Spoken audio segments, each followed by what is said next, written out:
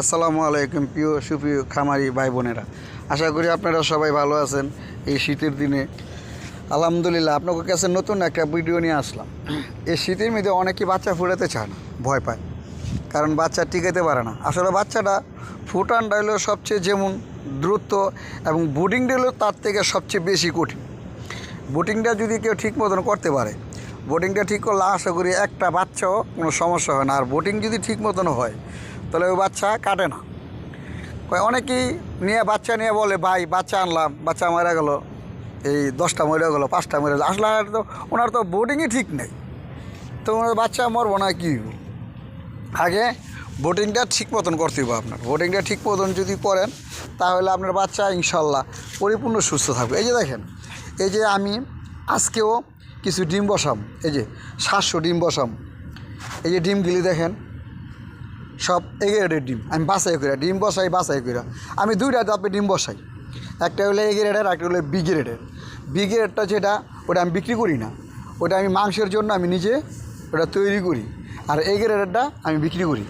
এর জন্য আমার কাছে অনেকে বাচ্চা কম দামে চায়, কিন্তু আমি কম দামে দিতে পারি না। আসলে কীভাবে দিব আপনি এটা কম দামে? কারণ আমি তো এই গ্রেডের বাচ্চাগুলো বাছাই করে দিই, আর এখানে তো আমি মিক্স করি না, যার কারণে আপনার কাছে আমি কম দামে বাচ্চা দিতে পারি না। এই যে দেখেন যে ছোটো যে ডিমগুলো আছে, এই যে 50, 55 বা 48 যে ডিমগুলো আছে, এই ডিমগুলো আমি নিজে রাখি। নিজে রেখে আমি মাংসের জাতের লেগে মুরগি করি। তো আমার 4টা শেড আছে মাংসের। আমি প্রত্যেক মাসেই মাংসের জাতের মুরগি করতেছি, বেচতেছি।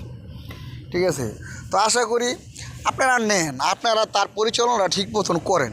মুরগির সাথে ভাই শ্রম দেওয়া লাগে, শ্রম ছাড়া কোনো ব্যবসা হয় না, শ্রম ছাড়া কেউ কিছু করতে না। একটা বাচ্চা, একটা মা যেমন তার খুব শ্রম দেওয়া বড় করে, এই মুরগির ব্যবসাটা বা এরকমই এই ব্যবসাটাও আপনার এই বাচ্চাটারে খুব পরিপূর্ণভাবে তার শ্রম দিতে হবে, তার পাশানো লেগে থাকতে হবে।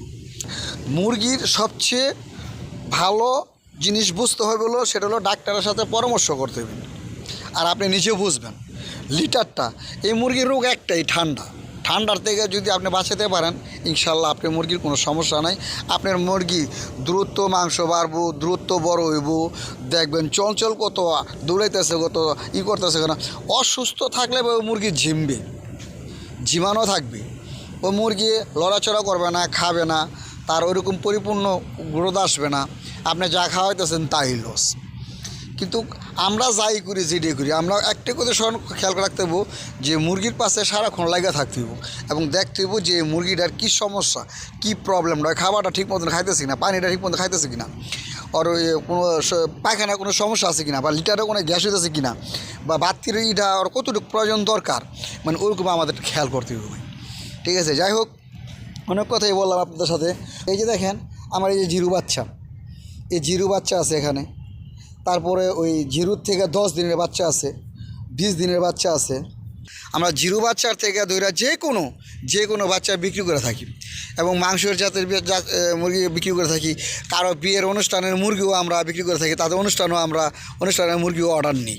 ঠিক আছে, তা আশা করি সবাই ভালো থাকবেন। আলহামদুলিল্লাহ, আমার লোক সবাই দোয়া করবেন। আসসালামু আলাইকুম।